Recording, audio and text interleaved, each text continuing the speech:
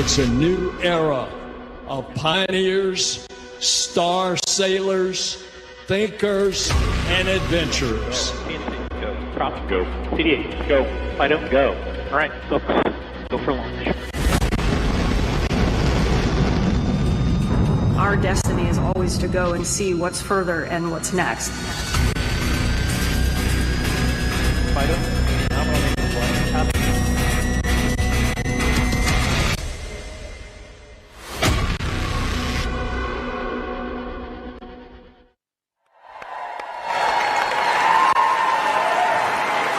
That was awesome.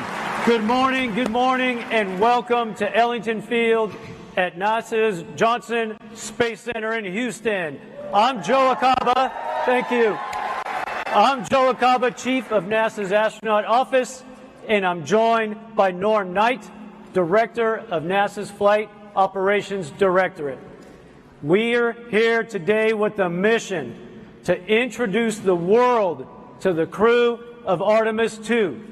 4 names, 4 explorers, 4 of my friends answering the call to once more rocket away from Earth and chart a course around the moon. Well, Joe, I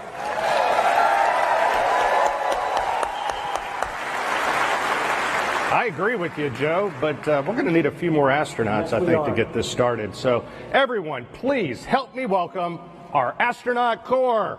Yeah.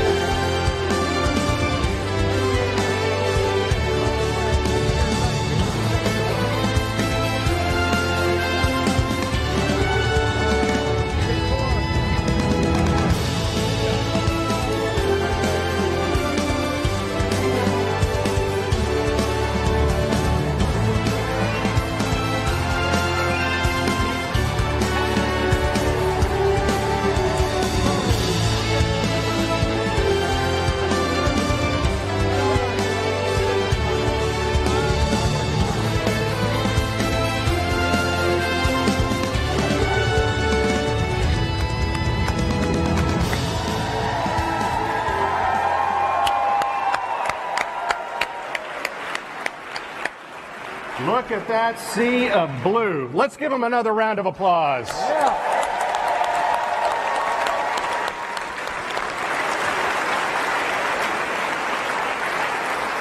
Our mission calls for 4 names. It's difficult to pick just 4 from a group that by its very definition attracts the best and the brightest that humanity has to offer. The astronaut corps, our entire astronaut corps, will be the forerunners as humanity looks to find its place among the stars. So that while we may be recognizing 4 individuals today, I want to thank the entire astronaut corps for their dedication and sacrifice as we ask them to strap into our current and future spacecraft, take those next steps to do the things that are hard so that others might follow behind them.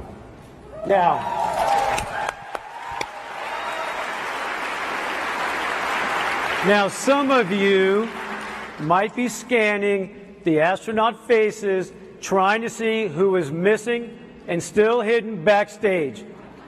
Well, know this, your Artemis II crew members are already here in the room with you.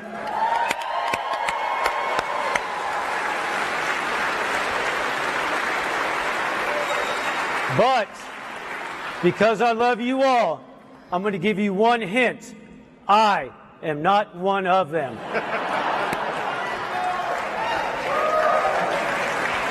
Don't be so happy about that. With Artemis I, we set out to prove that the hardware was ready. The SLS was prepared to launch our astronauts skyward.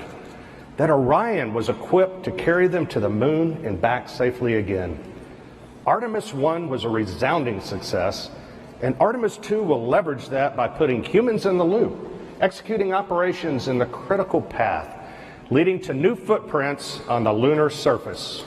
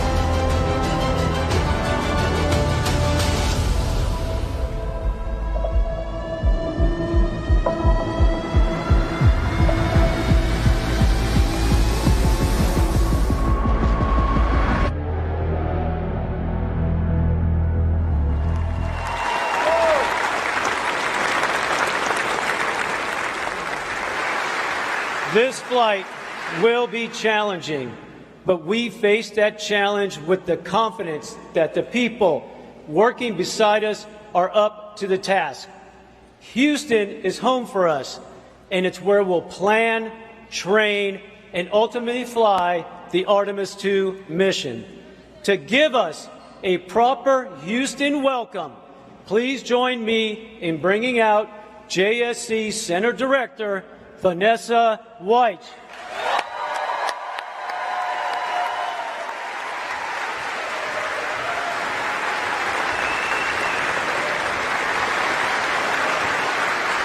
Thank you, Joe.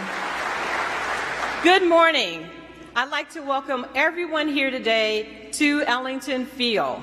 NASA's Johnson Space Center is home of America's Astronaut Corps, mission operations, and foundational human spaceflight programs. This past December, we witnessed history as the Orion capsule journeyed on a 1.4 million mile journey around the moon and back. And the excitement continues as we prepare for Artemis II for the first time with crew. We've made many giant leaps in the past 60 years, fulfilling President Kennedy's goal of landing a person on the moon. And today, we stand on the shoulders of giants as we reach farther into the stars and push forward to the moon once again and on to Mars. These individuals of Artemis II crew will be the first humans to fly to the vicinity of the moon in more than 50 years. Yes.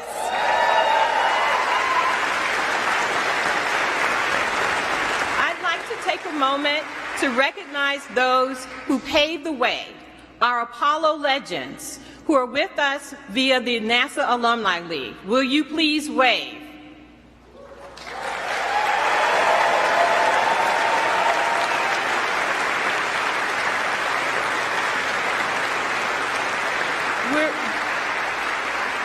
We are also honored to be joined by some special guests. Please help me welcome NASA leadership, Administrator Bill Nelson, Deputy Administrator Pam Melroy, Associate Administrator Bob Cabana, and many of our NASA leaders who are from headquarters and all across our agency.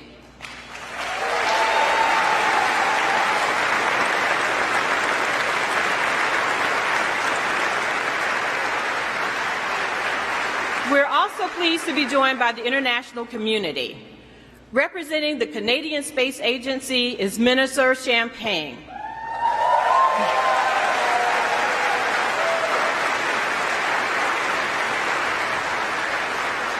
Through our international international partnerships under Artemis, we're building a global alliance that explores deep space for the benefit of all. I'd also like to welcome the following elected officials: Senator Ted Cruz, Congresswoman Sheila Jackson Lee, Congressman Brian Babin, Congresswoman Lizzie Fletcher, the Comptroller of Texas, Glenn Hager, the Mayor Pro Tem of Houston, Dave Martin, and many other elected officials. Thank you.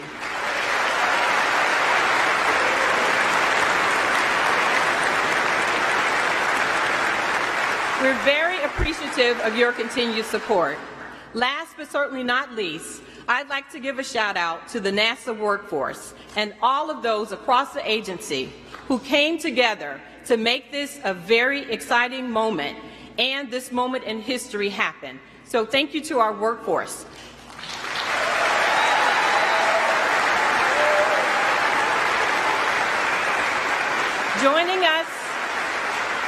Joining us today are directors of our NASA centers. Will you please stand? So my colleagues.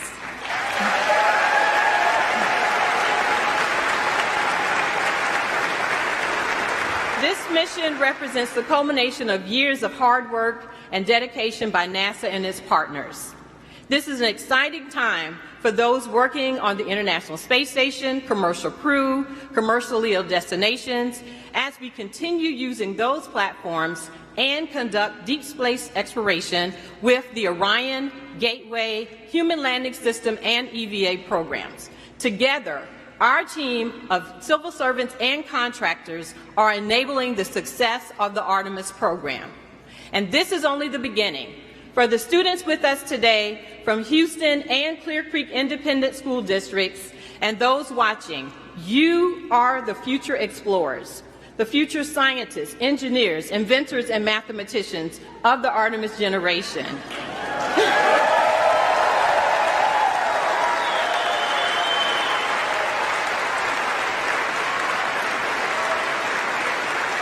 Under Artemis, we will explore the frontiers of space and push the boundaries of what's possible. You may walk on the moon or be one of the many explorers who venture onward to Mars. We're all looking forward to you being a part of our mission, and I can't wait for you and everyone to meet our Artemis II crew. Thank you.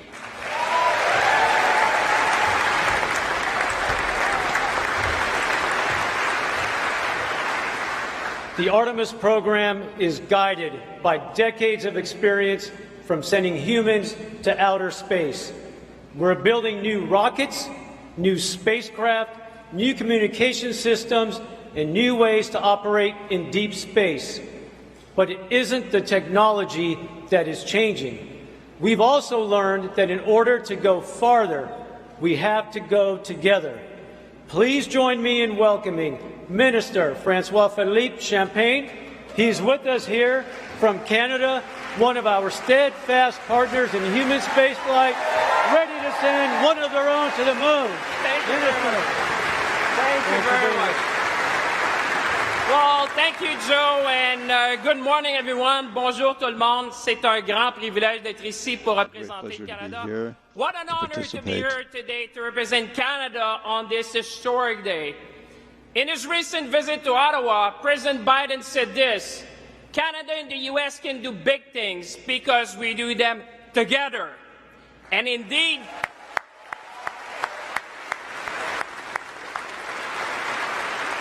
Indeed, 50 years after the end of the Apollo missions, we are going back to the moon. Back to the moon. Think about that for a moment. The moon. As minister responsible for the Canadian Space Agency, I know Canadians could not be more proud. Proud to have for the first time a Canadian astronaut who will travel to deep space as part of the Artemis II mission. Proud that we will be contributing to the future of the lunar gateway with the unique Canadian innovation, Canadarm3. Proud that Canada will design, build, and operate a lunar utility vehicle to support operations on the lunar space. And proud of the 60-year plus of collaboration between NASA and the Canadian Space Agency, a partnership which is fueled by bold initiatives and scientific excellence. And most importantly, Canadians could not be more proud to share this moment with our American partners and friends which are here today in Houston.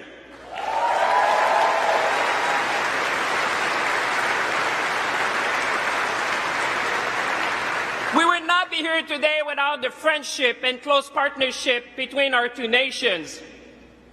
Because this is more than just about going back to the moon. This is about investing in the future. This is about possibilities. This is about seizing the opportunities of the space economy, from health to food security to climate change and much more. So as we embark together on this new space era, let's seize the moment. Let's be ambitious, and together let's inspire the young people watching us to reach for the stars and become the next generation of scientists, engineers, and explorers. Merci tout le monde. Thank you, everyone. Thank you, everyone.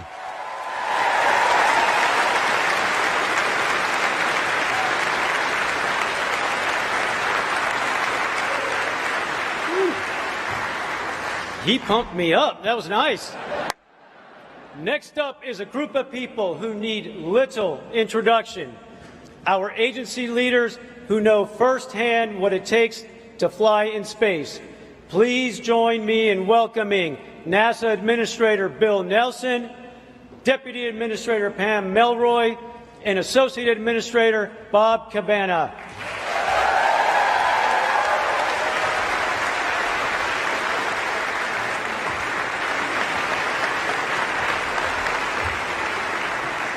Hey, everybody.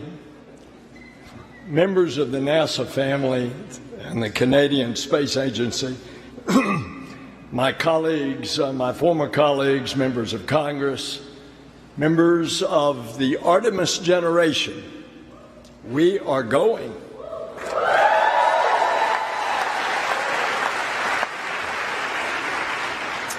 Pam, Bob, and I operate as a team, as a crew. And we are here today to introduce you to the crew that will launch next year, 2024, to another celestial body.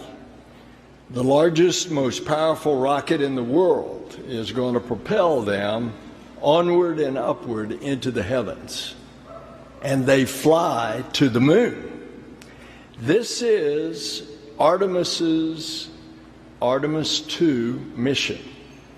It's a mission that is significant in many ways. It's a demonstration of our ability to push the boundaries of human achievement. It's a testament to the unwavering passion of the team that will make it possible. And it's a message to the world. We choose to go back to the moon and then on to Mars, and we're going to do it together. Because in the 21st century, NASA explores the cosmos with international partners. We will unlock new knowledge and understanding. We've always dreamed about what more is ahead. Why? Because it's in our DNA. It's part of us. It's who we are as adventurers, as explorers, as frontiers people. And throughout history, humankind has gazed up at this celestial body, the moon, with wonder. And the space program propelled the moon to the forefront of culture and consciousness. It galvanized a historic effort that we are now the stewards of. The moon is a symbol of our can-do spirit. And over the course of the Artemis missions, the first woman and the first person of color will take giant leaps on the lunar surface. It's been more than a half century since astronauts journeyed to the moon. Well, folks, that's about to change. The mission to the moon will launch 4 pioneers, but it will carry more than astronauts. Artemis II will carry the hopes of millions of people around the world. It will carry the aspirations of the NASA family who glance up at the moon every night, knowing their efforts will return us to the moon. And it will carry the dreams of students who burn the midnight oil in libraries and laboratories, preparing one day to support an Artemis mission. And it'll carry the inspiration of the children who imagine themselves soaring in the skies. We will show what is possible when we dare to reach distant cosmic shores. The crew was selected by the Director of Flight Operations, Norm Knight, and the Chief Astronaut, Joe Acaba, and under the supervision of the Johnson Space Center Director, Vanessa Weiss. Will you all please join us up here?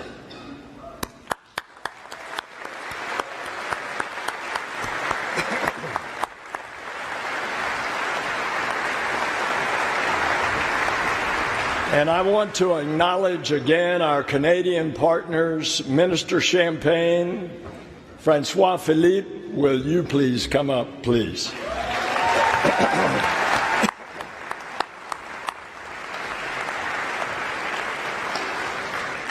The Artemis II crew represents thousands of people working tirelessly to bring us to the stars. This is their crew. This is our crew. This is humanity's crew. May I introduce them to you all?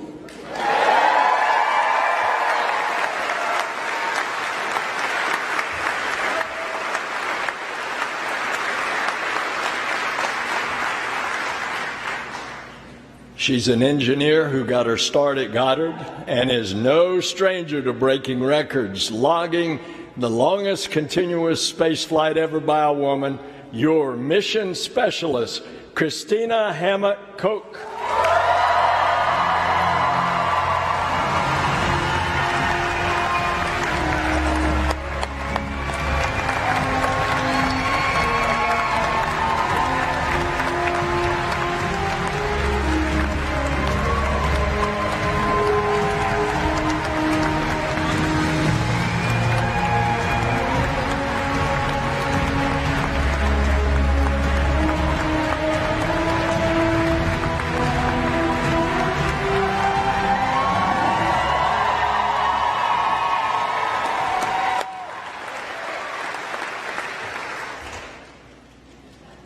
He's a Master of Science in Physics, an F-18 pilot, and a Canadian astronaut. Your mission specialist, Jeremy Hansen.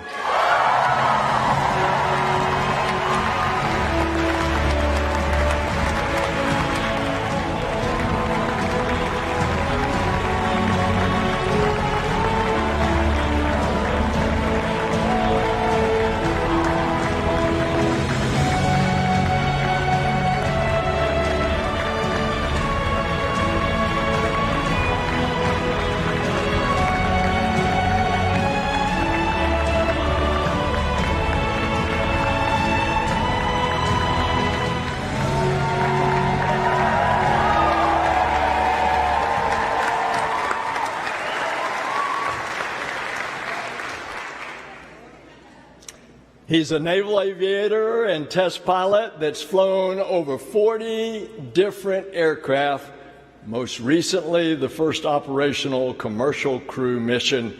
Your Artemis II pilot, Victor Glover.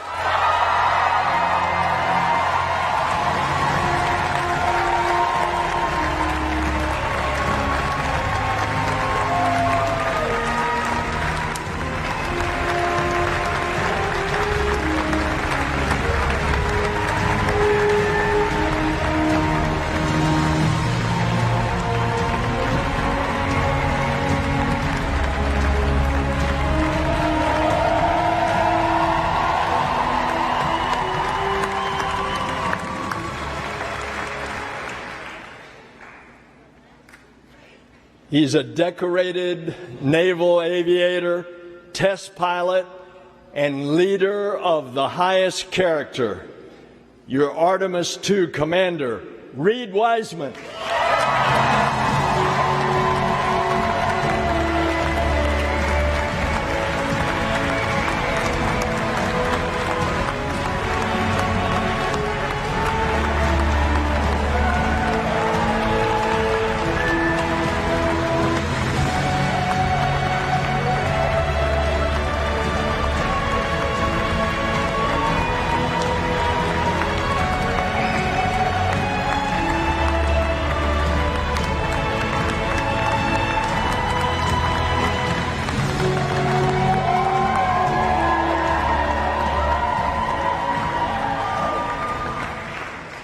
Ladies and gentlemen, your Artemis II crew.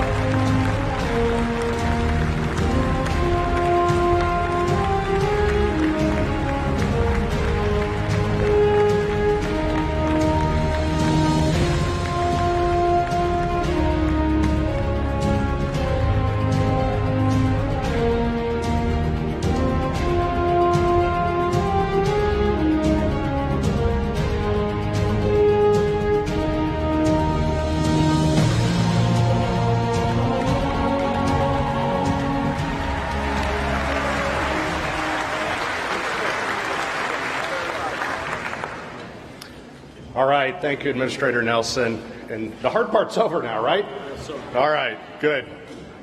Well, Reed, Victor, Christina, and Jeremy, I am so proud to have you four standing here in this moment. You are the right crew for this mission. You are the future of Artemis, and it looks bright with you at the controls. As head of flight operations, I have the privilege of getting to know each and every astronaut. The best part of my job is that I'm surrounded by people who inspire, who give hope to those that might follow in their footsteps.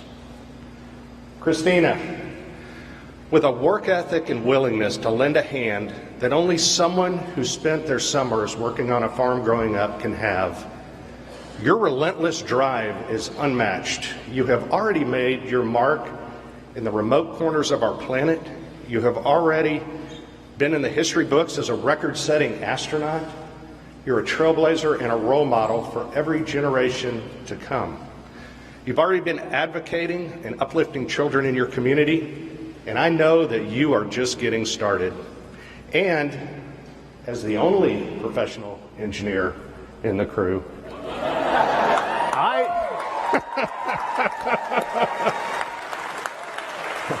I know who Mission Control will be calling on when it's time to fix something on board. So we appreciate you.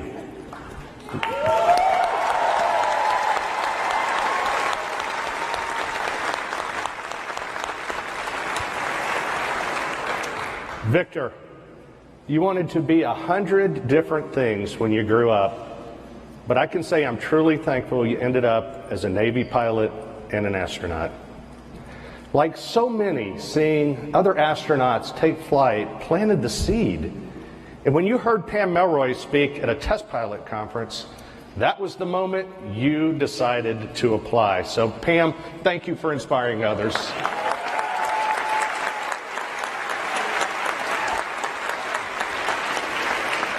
Victor, you were the first person in your family to graduate from college. And you always talk about how much of the love and support of those around you made your dreams possible. I can honestly say I've never met anyone as determined as you are to spread that same love and support until everyone who passes into your orbit is better for it. You overcame every obstacle that came your way. Every obstacle. And then you dedicated your life to crushing those obstacles so that future generations can dream in a space unbounded. So thanks, Victor.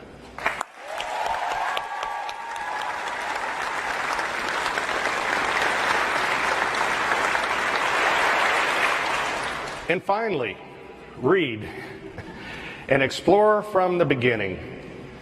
The forest of your youth might be smaller than the frontier that you're heading for now, but this was always you. It's what you were meant to be. You said for a time you wanted to be a train engineer, but I don't think trains go quite as fast as you need them to, so I wish the Reed of your youth, the ones that, that you're dealing with bullies, dealing with the uncertainties of growing up, could meet you now. Meet the Reed who took his first jet for a spin and knew he was meant to soar across the skies. The Reed who found a home and family in the Navy and here at NASA. The Reed who led our astronauts into a new era of space exploration. And the Reed who will lead Artemis II from the Earth to the Moon and safely back home again.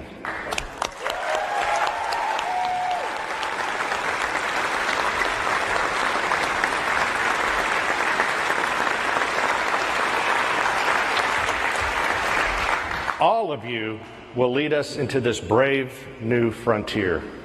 You are the Artemis generation. We are the Artemis generation.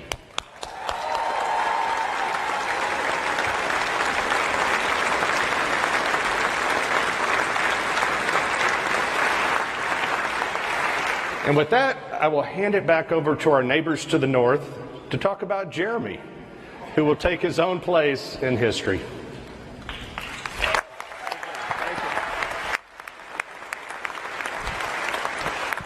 Well, Jeremy, I'm not going to talk about your early life or your lovely family. I'm not going to talk about your military service and everything you did as a fighter pilot, an F-18 fighter pilot.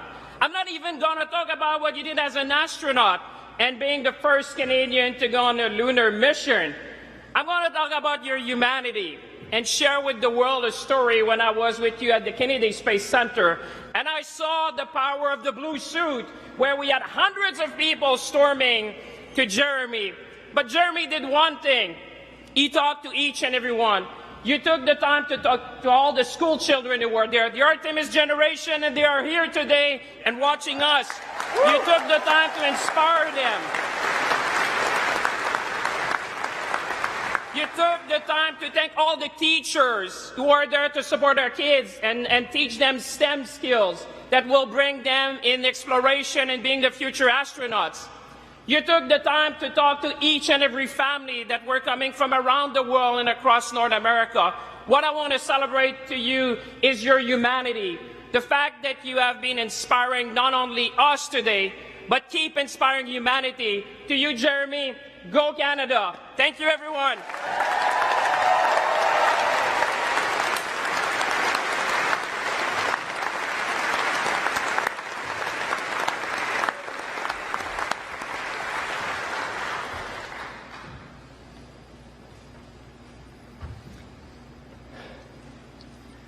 So here we have it. Reed, Victor, Christina, and Jeremy. Each of these adventurers has their own story, but together they represent our creed, e pluribus unum, out of many, one. This is the power of space. This is the power of our space program. It unites people. It brings them together. It brings parties together to explore, to discover, to dream. Together we will usher in a new era of exploration for a new generation of star sailors and dreamers, the Artemis generation. Together we are going to the moon, to Mars, and beyond.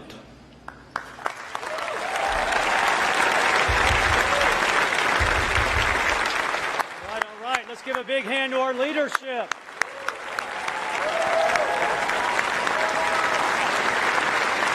All right, you've heard from us, so now it's time to hear from your crew.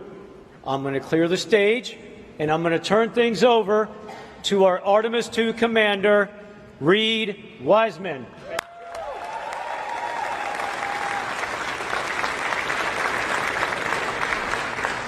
All right, so I got to ask the school kids, is it hot in here today? Woo!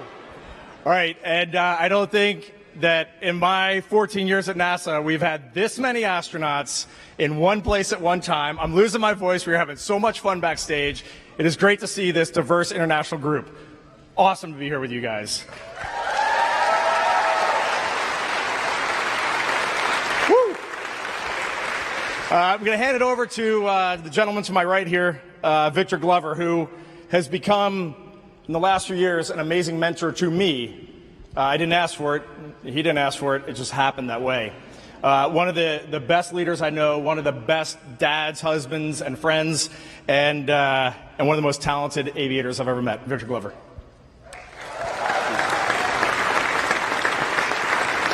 Thanks, Lee. I appreciate that. Wow, what a day. Look at all of this. This is amazing, isn't it? I mean, after all of that, I feel like Denzel Washington should be up here talking to you. But you just got us. I want to thank God for this amazing opportunity. And I think I speak for all of us. I want to thank our families for the amazing support. It is your love and support that has made this journey possible. Please give them a round of applause.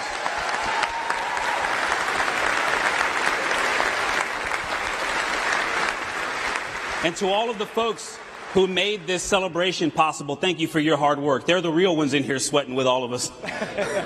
But this is a big day. We have a lot to celebrate. And it's so much more than the 4 names that have been announced. We need to celebrate this moment in human history. Because Artemis II is more than a mission to the moon and back. It's more than a mission that has to happen before we send people to the surface of the moon. It is the next step on the journey that gets humanity to Mars. Yeah, you can clap for that. That's big. And this crew will never forget that.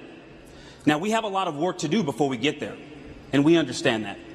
And when talking about that work, you may often hear people say, human spaceflight is a marathon, not a sprint. But we have watched the people that work so hard to make our mission possible, and I can tell you, it is a series of sprints. That's called a relay race. Human spaceflight is like a relay race. And that baton has been passed generation to generation, and from crew member to crew member. From the Gemini, Mercury, Gemini, Apollo, Soyuz, Skylab, Mir, the Shuttle, International Space Station, commercial crew, and now the Artemis missions. And we understand our role in that. And when we have the privilege of having that baton, we're going to do our best to run a good race to make you proud. I pray that God will bless this mission, but I also pray that we can continue to serve as a source of inspiration for cooperation and peace, not just between nations, but in our own nation. Thank you, and God bless us all.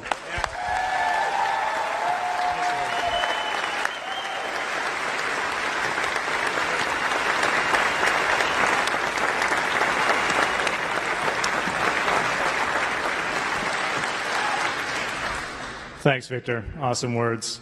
What I wanted to highlight for all of you today is, big picture, when I step back, there are 2 reasons why a Canadian is going to the moon.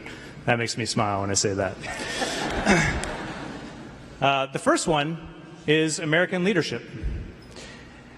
It is not lost on any of us that the United States could choose to go back to the moon by themselves.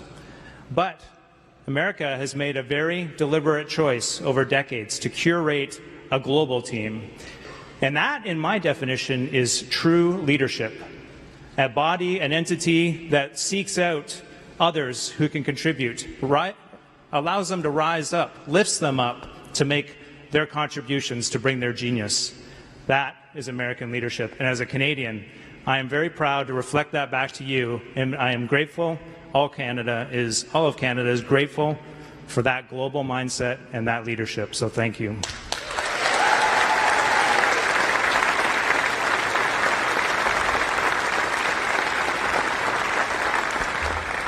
The second reason is Canada's can-do attitude. Yeah.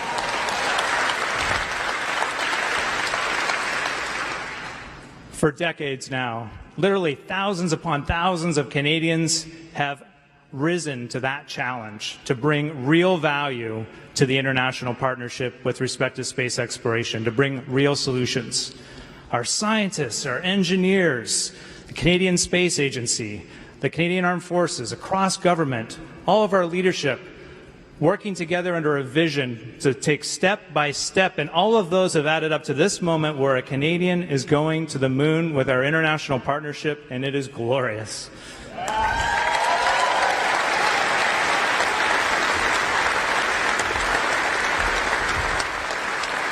So at the end of it all, I am left in awe of being reminded what strong leadership, setting big goals with a passion to collaborate and a can-do attitude can achieve.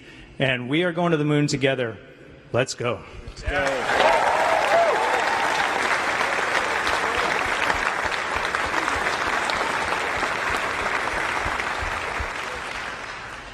Thank you, Victor. Thank you, Jeremy. Thank you, Reed. It is an honor to be here. I also want to thank our families, the Trailblazers, our colleagues, and our leadership. My fellow astronauts know that one of the questions we get all the time is, are you excited?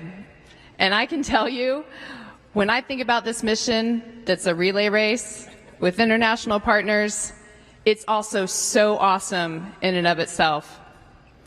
We are going to launch from Kennedy Space Center through the work of the Exploration Ground Systems team. We're going to hear the words, "Go for launch," on top of the most powerful rocket NASA's ever made, the Space Launch System. And we're going to ride that rocket for 8 minutes into Earth orbit. We're not going to go to the moon right away. We're going to stay in an amazing high orbit, reaching a peak of tens of thousands of miles while we test out all the systems on Orion and even see how it maneuvers in space. And then, if everything looks good, we're heading to the moon. Yeah.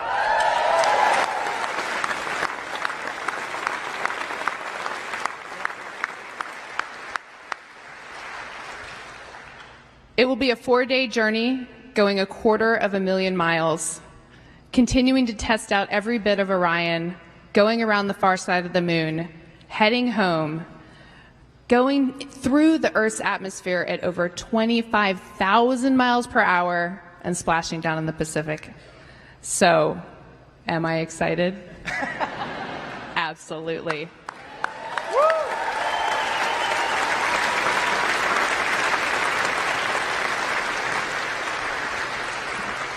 But my real question is, are you excited?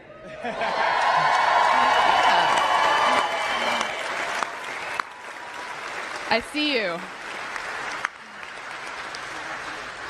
And I ask that because the one thing I'm most excited about is that we are going to carry your excitement, your aspirations, your dreams with us on this mission. Artemis II, your mission.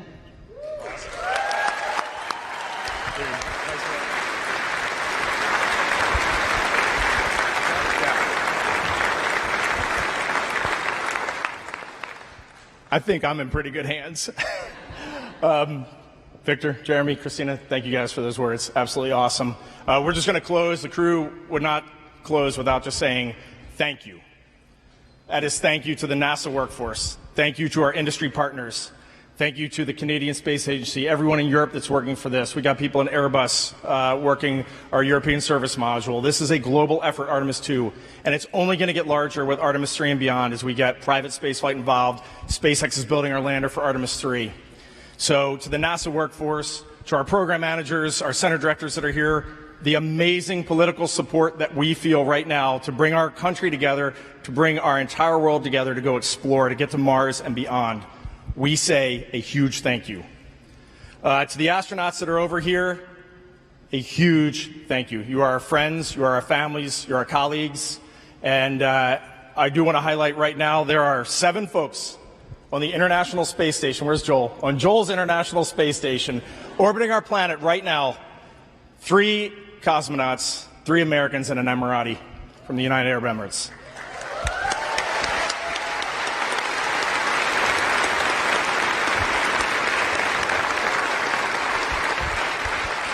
If any of you over there are looking for heroes today, go Google these folks, because they're our heroes. And I definitely want to call out our friend Frank Rubio, who has already spent 6 months up there. And Frank is going to spend another 6 months due to an issue with this spacecraft. So he'll be up in space for over an entire year. All right, that man is a hero, for sure.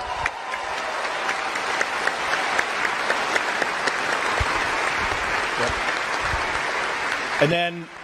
And then Frank Rubio leads me to Deb Rubio, his wife, and his 4 kids. That family, those are heroes. They are putting it out there, and they are getting the job done, and it is amazing. And she still gives us eggs fresh from her chickens at her farm whenever we go over there. I mean, it's totally awesome. The Rubio family is an amazing family. And that brings the 4 of us to our families who are in the audience with us. This is going to be a relay race unlike any you've ever run, and we are so happy to have you with us. Thank you.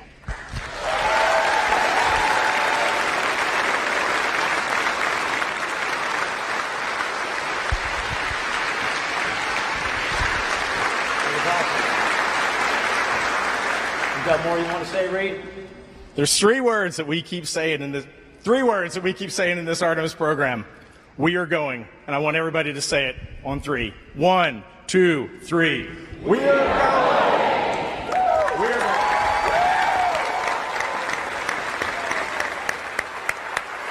That was awesome. I got to say, you guys choked me up a little bit, so I appreciate that. I want to thank you all for sharing in this moment today. Thank you to all of our speakers and esteemed guests, and thanks to our crew, Reed, Victor, Christina, and Jeremy, as they get ready to embark on this journey. I'll ask all of my fellow astronauts to join us back up here. Come on up, everyone.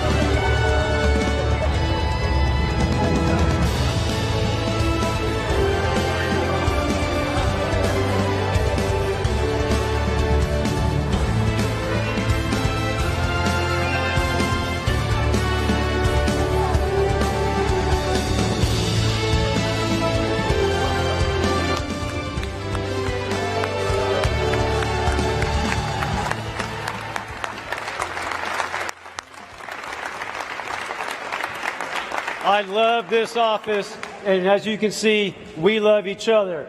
We need a picture.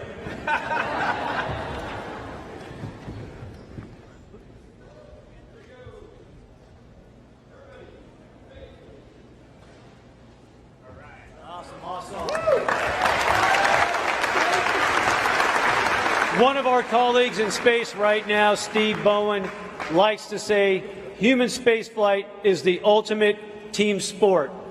When these four fly around the moon, they won't be doing it alone. They're part of a team of astronauts, engineers, scientists, trainers, a team of support working around our country and around the globe, ready day and night. So we'll cheer them on. We will help them carry the incredible weight, and it's a heavy one, now laid on their shoulders, because we go together for all humanity. Thank you.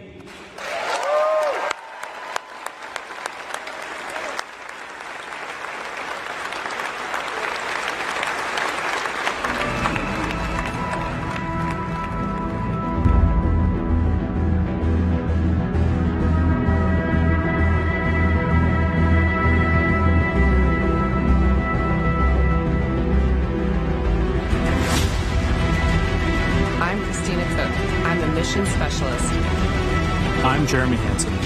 I'm a mission specialist. I'm Victor Glover. I'm the pilot. I'm Reed Wiseman. I'm the commander for the Artemis II mission to the moon. To the moon. To the moon. To the moon.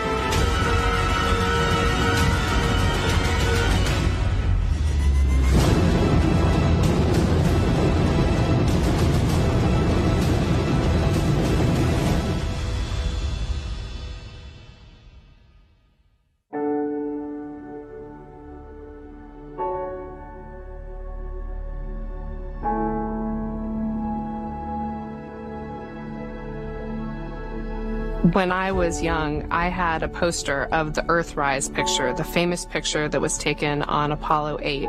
And the fact that it was a human behind the lens that made that picture so profound and changed how we all thought of our own home was so amazing to me. The moon is not just a symbol of thinking about our place in the universe. It's not just a symbol of exploration. It's actually a beacon for science. It's a beacon for understanding where we came from.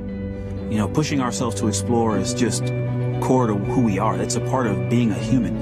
That's our nature. We go out there and we explore to learn about where we are, why we are, understanding the big questions about our place in the universe. The exploration we're doing is the first few steps on the path of getting humans to Mars. The Artemis campaign of missions have set such an ambitious goal for humanity that it's inspiring contributions from around the globe. Not just one nation is inspired and moved by this, but nations from around the globe are coming together. When I look at the Artemis II crew with Victor, Christina, and Jeremy, they want to go do this mission. They are keenly driven. They are humble to a fault. It is so cool to be around them. Artemis II is a huge mission, but I hope we will look back and realize that this was one tiny step in humans on Mars and a sustained presence on our moon. Artemis II will be NASA's first crewed flight test of the Space Launch System rocket and Orion spacecraft around the moon. To verify today's capabilities for humans to explore deep space and pave the way for NASA's long-term human and scientific presence on the lunar surface. We are ready. We are going to the moon for all humanity. We are Artemis.